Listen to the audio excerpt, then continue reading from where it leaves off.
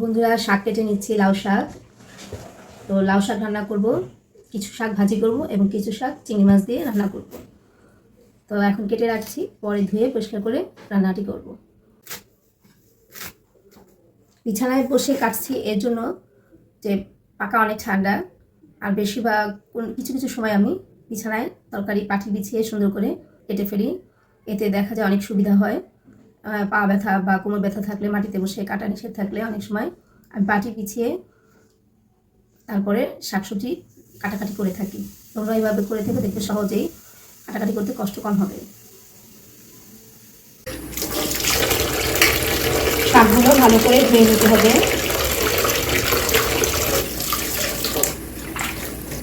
অল্প অল্প করে এইভাবে বারবার করে ধুয়ে নিতে হবে।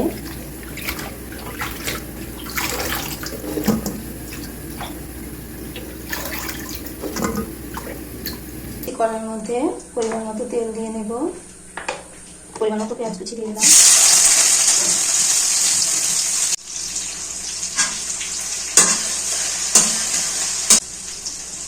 লবণ দিয়ে নেব স্বাদ মতো।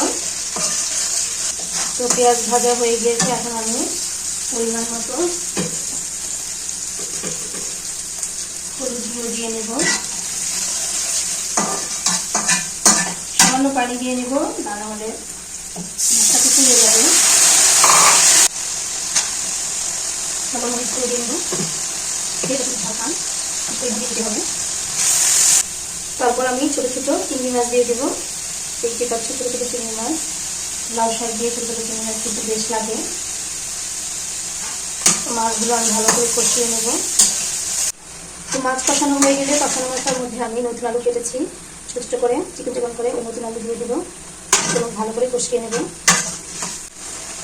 তো মশলাগুলো কষানো হয়ে গিয়েছে, এখন আমি শাকগুলো দিয়ে দেবো। ভালো করে ধুয়ে পরিষ্কার করে নিয়েছি আমি শাকগুলো, এখন সবগুলো শাকের মধ্যে দিয়ে দেবো। একটা ঢাকনা দিয়ে ঢেকে কিছুক্ষণ অপেক্ষা করবো। ঢাকনা উঠিয়ে দেখি কি অবস্থা শাকের। তো পানি দিতে হয়নি, শাক থেকে প্রচুর পরিমাণে পানি বের হয়েছে। এখন আবার ঢাকনা দিয়ে ঢেকে কিছুক্ষণ অপেক্ষা করবো, দেখি কি অবস্থা।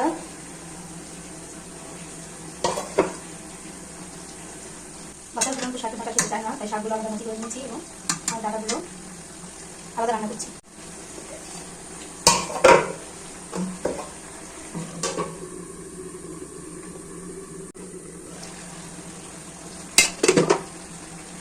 ভালো করে এভাবে মিলে কষিয়ে নিতে হবে।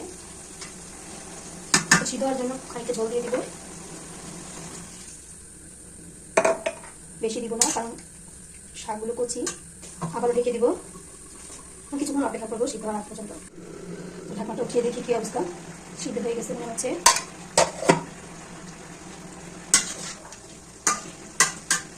ডাটাগুলো সিদ্ধ হয়ে গিয়েছে, মধ্যে আমি কয়েকটা কাঁচামরিচ দিয়ে দিলাম। আর কিছুক্ষণ চাল করে আমি আবার রান্নাটি শেষ করব। তো আবারও দেখি কি অবস্থা কেমন হলো। তো দেখতে পাচ্ছি বন্ধুরা কত সুন্দর হয়েছে। তো আমার লাউ শাক রান্নাটি শেষ। আর অসংখ্যবার আমি চিংড়ি মাছ দিয়ে লাউ শাক রান্না করেছিলাম, এবার করলাম, হয়ে গেছে আমার লাউ শাক রান্না। শাকগুলো সিদ্ধ বসিয়ে দিয়েছি, মরিচ, কাঁচামরিচ, পেঁয়াজ কুচি এবং আলু একসাথে করে আমি শাকগুলো সিদ্ধ বসিয়ে দিয়েছি এবং আস্তে আস্তে পানিতে সিদ্ধ হয়ে যাবে। শাক থেকে যে পানি বের হবে ওই পানির মধ্যেই শাকগুলো সিদ্ধ হয়ে যাবে, এক্সট্রা পানি দেওয়ার কোনো দরকার নেই। তো এইভাবে শাকগুলো বারবার একটু নেড়ে দিতে হবে যেন পানি না শুকিয়ে পুড়ে না যায়, খেয়াল করতে হবে। ভালো ঢেকে সিদ্ধ করে নেব।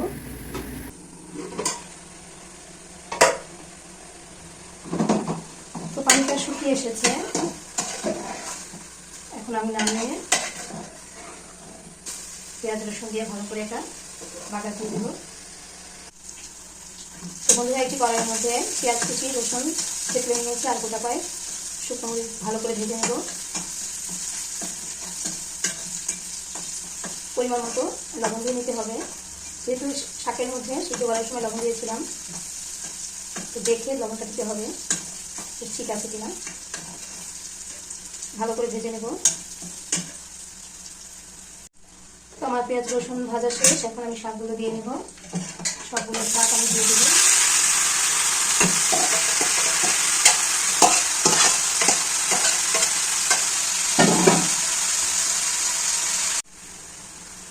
দেখলাম শাক ভাজি একদম হয়ে গিয়েছে,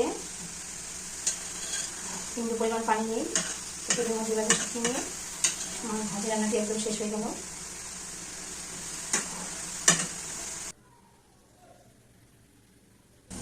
কাটাকাটি করলাম, ধুইলাম, রান্না করলাম। এখন খেয়ে দেখবো কেমন হয়েছে। প্রথমে আমি কিছু ভাত নিলাম,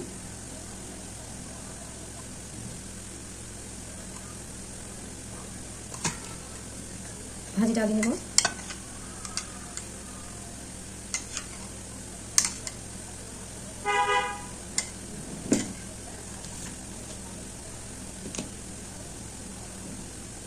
লবণ নিলাম,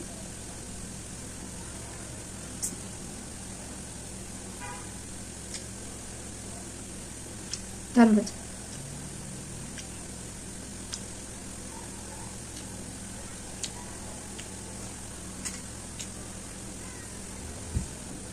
ছোট ছোট চিংড়ি মাছ দিয়ে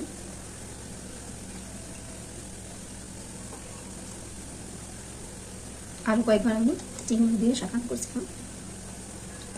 এখন আমি চিংড়ি মাছ দিয়ে যে শাকটা রান্না করেছিলাম ওটা খেয়ে দেখবো কেমন হয়েছে।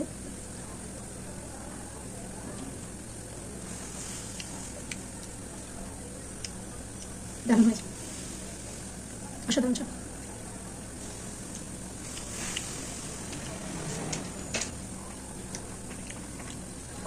আজ পর্যন্ত টাটা।